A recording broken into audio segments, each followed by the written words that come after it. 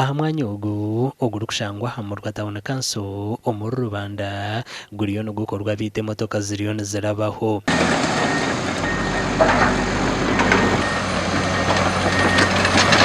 Arson abe nawe orumaneja wa UNRA Kabale nagira ngo nibetenge sandi 3 okumaririze nguteji abatine byiruka barukurabaho aha mwanya ugu. So where did this come from?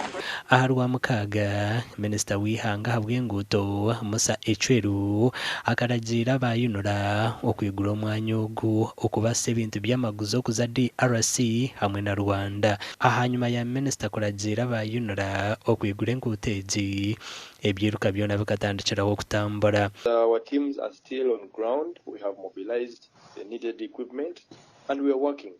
We need to do a good job, and this is why we haven't opened the road to traffic. Why? Because we don't intend to we don't want these works to be interrupted, and that's why we issued an announcement on the diversion where heavy trucks can actually proceed and all other nature of traffic. Because as we have more traffic using the road, the current structure will be weakened. Sempebwa nagira ngo emahande yibabire batireho neyo kweraho okora kurunji orugutoro nano kureba ngo abantu batambura mu businje. We issued an announcement on the diversion routes last week on May 4th.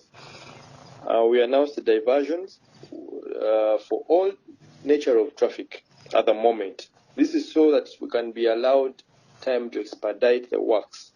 But also it is unsafe because it is a construction site. So we don't want to expose motorists to danger. Stephen Kasiaba, or chairman wa district ya Rubanda, nagira ngo nguuto ezibatire ho ziriyo mu mbera mbe munonga. Kandi nshura kuyo kushokagwa tiziraraba y'umuhanda no nyumo. Ngene nyona arabashaba. Bakwate hari machine zabo. Bo bine sete nyingi kusinga twabaroko government. Ejo mihanda bagikole bagitereze kugira ngo in future ekintu kukigasho kubaho abasoko abantu basoko alternative route y'abantu barasa kurabo.